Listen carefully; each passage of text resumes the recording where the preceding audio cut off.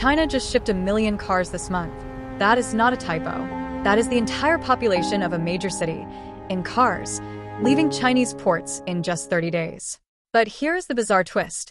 While their exports are exploding, people buying cars inside China just dropped by a quarter. Something is deeply broken at home, and it's creating a massive shockwave for the rest of the world. Before we dive in, drop your guess in the comments. Why would a country sell record-breaking numbers abroad while domestic sales are collapsing? I'll highlight the best theories at the end. Here is the real story. China makes more cars than anyone on Earth.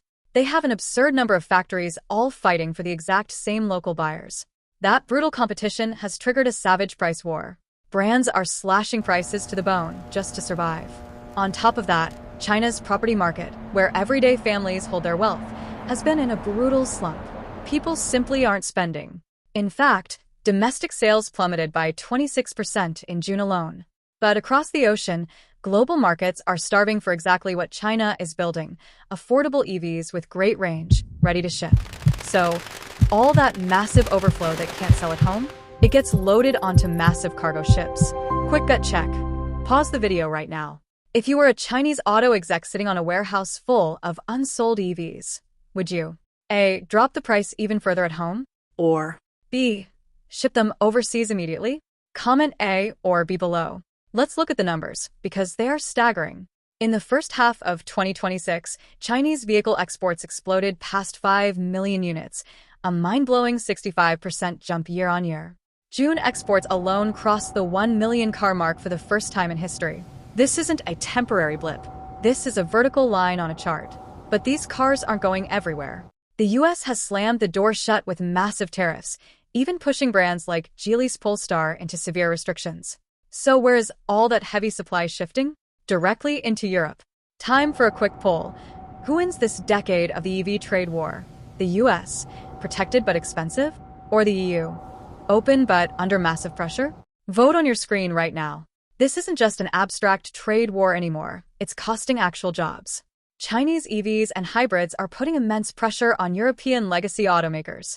Look at Volkswagen, Europe's absolute titan. They just flagged that up to 100,000 jobs are at risk globally as they scramble to restructure against fierce Chinese competition. We are talking about entire towns that depend on these factories, completely upended. The underlying math is wild. Think tanks show that China is running a goods surplus with the EU of roughly 900 million euros a day.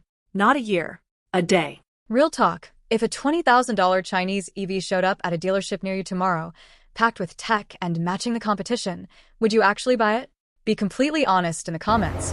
Zoom out, because this is bigger than just the auto industry. China's total exports jumped 27% year-on-year, driven heavily by global AI chip demand. One Chinese auto exec summed it up perfectly. Going global is no longer a choice, it's a necessity. Companies that don't sell overseas simply won't survive at home. Type the globe if you think this trade war gets much uglier over the next 12 months. Type the handshake if you think a compromise is coming. So, back to our opening question. Why sell more abroad while selling less at home? It's an economic pressure valve. China's domestic market is trapped in a price war it can't win, so the excess supply gets exported. And whoever has the lowest tariff wall gets flooded first. Right now, that's Europe. Give me one word in the comments. Should your country let cheap EVs in freely or protect local manufacturing?